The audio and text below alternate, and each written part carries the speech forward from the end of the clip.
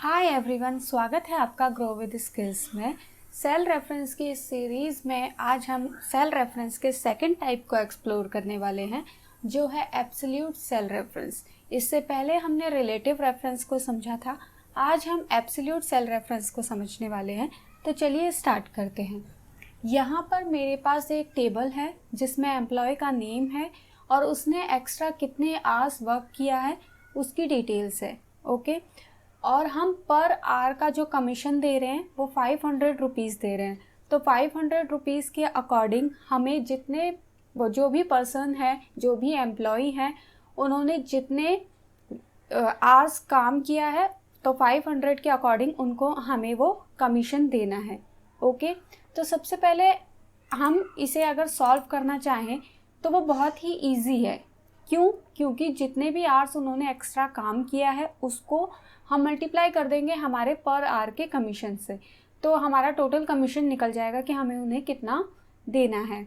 Okay, तो सबसे पहले हम यहाँ पे करके देखते हैं। अगर हम मैन्युअली करते हैं ये वाला सेल, ठीक है, और मल्टीप्लाई बाय ये वाला सेल, यही हमें करना है, तो हम कर देते हैं एंटर। तो ये वैल्यू आ गई है। अब हम इसको ड्रैग डाउन करते हैं तो बाकी वैल्यूज़ हमारे पास नहीं आई हैं। क्यों नहीं आई हैं? चलिए इसको समझते हैं।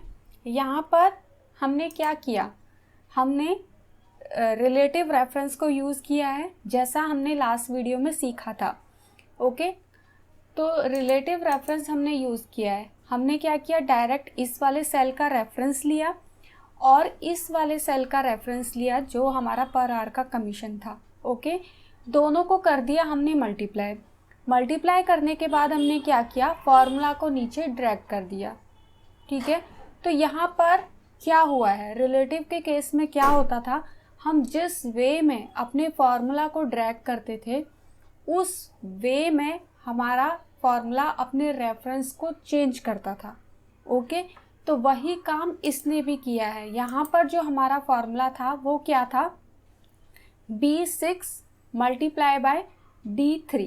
ओके, जब हम एक स्टेप नीचे आए तो जो B6 था वो क्या बन गया, B7 बन गया, और जो D3 था वो क्या बना, D4 बन गया। क्योंकि हम रो वाइज नीचे आए हैं तो एक स्टेप वो रो वाइज ऐसे नीचे आता गया, इसीलिए ये सारी वैल्यूज़ उसे 0 मिली हैं। क्योंकि यहाँ तो उसे वैल्यूज़ मिलती गई, लेकिन जैसे ही वो D3 से D4 पर आया उसे कोई वैल्यूज़ नहीं मिली, तो उसने आंसर 0 दे दिया। ओके, इसको मैं ज़्यादा डीप में नहीं समझाऊंगी क्योंकि ये रिलेटिव के केस में मैं समझा चुकी हूँ।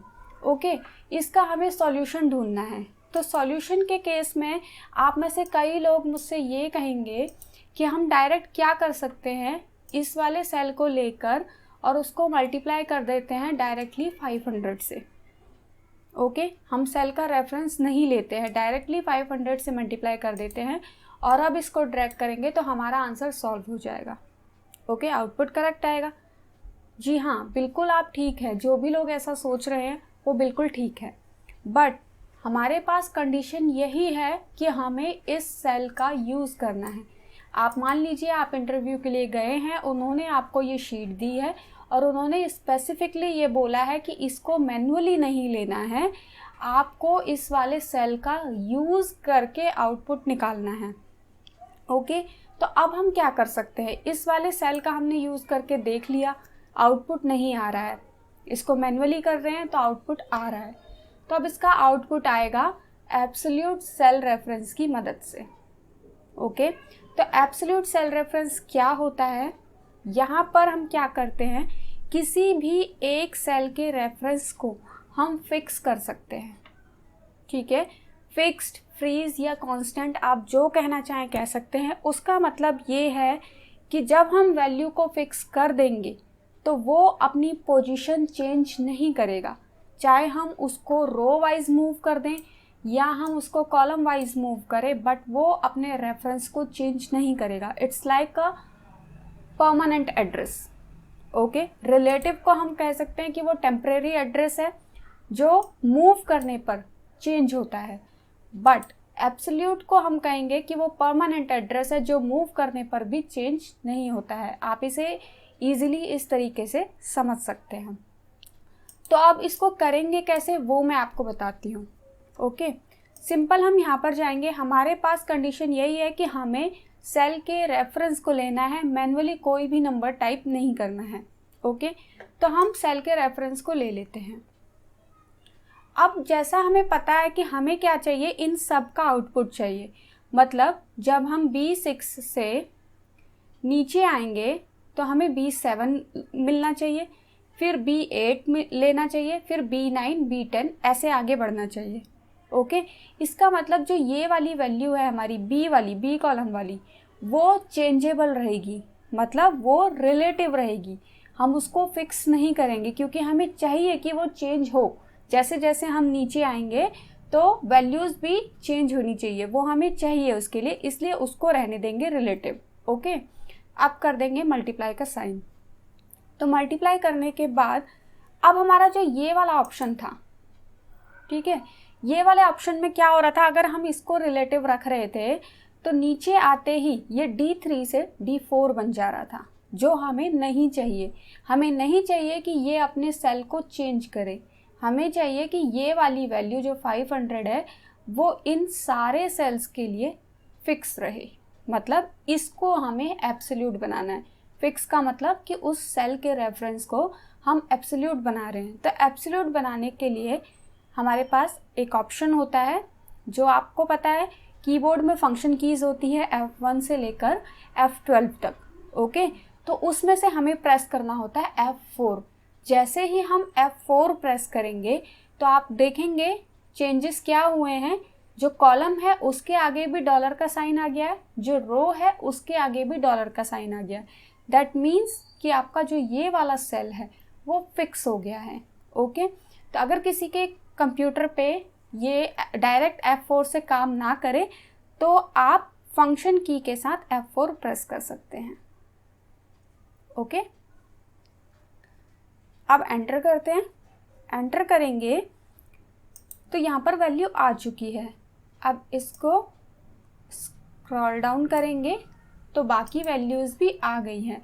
स्क्रॉल डाउन आप क्या करेंगे, डायरेक्ट ड्रैग भी कर सकते हैं और नॉर्मली ड्रैग करके कंट्रोल D भी प्रेस कर सकते हैं, तो भी आपके पास आंसर आ जाएगा। ओके, अब इसी को हम एक और एग्जांपल के साथ समझते हैं, जहाँ पर हम वैल्यूज़ निकालेंगे कॉलम वाइज। मीन्स यहाँ तो हमने ड्रैग किया था row wise top to bottom, यहाँ हम ड्रैग करेंगे लेफ़्ट टू राइट, मतलब कॉलम वाइज। ओके, यहाँ पर मेरे पास कुछ टेस्ट्स के मार्क्स हैं, उनका टोटल है, हमें परसेंटेज फाइंड आउट करना है। परसेंटेज फाइंड आउट करना सबको आता ही होगा, तो वो चीज़ मैं यहाँ पर नहीं बताऊँगी। और टोटल जो है सारे सब्जेक्ट का वो है 500, मतलब 500 में से जो भी मार्क्स आए हैं उनका हमें परसेंटेज निकालना है। ओके, तो हम चाहेंगे कि हम एक जगह फार्मूला लिखें, बाकी हम ऑटोमेटिक फिल हो जाए। तो सेम काम हम यहाँ पे भी करेंगे। 292 और परसेंटेज के लिए हमें क्या करना पड़ेगा, डिवाइडेड बाय ये करना पड़ेगा। एंटर कर देते हैं। एंटर करते ही ये 0.584 में आया है। तो हम क्या करेंगे, ये जो नंबर वाला टैब होता है हमारा, इसके अंदर जाएंगे, परसेंटेज पे क्लिक कर देंगे तो ये ऑटोमेटिक परसेंटेज पे आ जाएगा। ओके, अब इसको अगर हम ड्रैग करते हैं तो हमारे पास आंसर नहीं आया है। क्यों नहीं आया है, ये चीज़ आप ध्यान से देखिए। यहाँ पर भी हमने क्या किया है, दोनों वैल्यूज़ को हमने रिलेटिव रखा था, तो आंसर नहीं आया। रिलेटिव के केस में क्या हुआ, इसने रो वाइज अपने रेफरेंसेस को चेंज किया, तो ऑब्वियसली आंसर नहीं आएगा।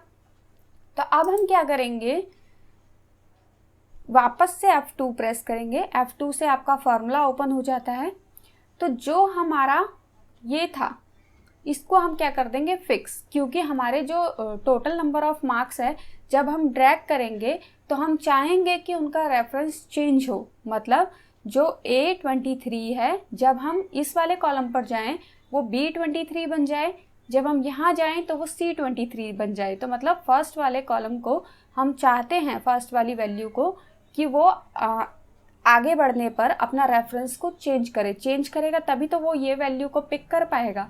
बट जो सेकंड वाली वैल्यू है हम उसको चाहते हैं, ये जो 500 है कि ये फिक्स हो जाए, क्योंकि अगर ये अपनी पोजीशन चेंज करेगा, मतलब यहाँ पर F15, G15, H15 हो जाएगा तो गड़बड़ हो जाएगी, क्योंकि इसे यहाँ पर कोई वैल्यू नहीं मिलेगी, इसलिए इसने आउटपुट हमें एरर दिया है। तो अब हम इसको क्या करेंगे, फिक्स कर देंगे। फिक्स करने का सिंपल तरीका है, आप बस इसके लास्ट में कर्सर रख दीजिए या इन बिटवीन कहीं पे भी रख दीजिए और F4 को प्रेस कर दीजिए। प्रेस करते ही ये डॉलर का साइन आ जाएगा, दैट मीन्स ये फिक्स हो चुका है। एंटर करेंगे तो वैल्यू आ गई है। अब आप ड्रैग करेंगे तो बाकी वैल्यूज़ भी आ गई हैं। ओके, तो रिलेटिव और एब्सोल्यूट हम दोनों रेफरेंसेस कर चुके हैं। आई होप आपको दोनों के बीच में डिफरेंस क्लियर हुआ होगा। ओके, नेक्स्ट वीडियो में हम इसका लास्ट वाला पार्ट करेंगे जो है मिक्स्ड सेल रेफरेंस। ओके, आज के लिए इतना ही, मिलते हैं नेक्स्ट वीडियो में। अगर वीडियो पसंद आई है या थोड़ी हेल्पफुल लगी है तो लाइक शेयर कमेंट ज़रूर कीजिएगा, और चैनल पर नए हैं तो प्लीज़ सब्सक्राइब करके जाइएगा। And I will see you on my next one. Thank you so much, bye bye.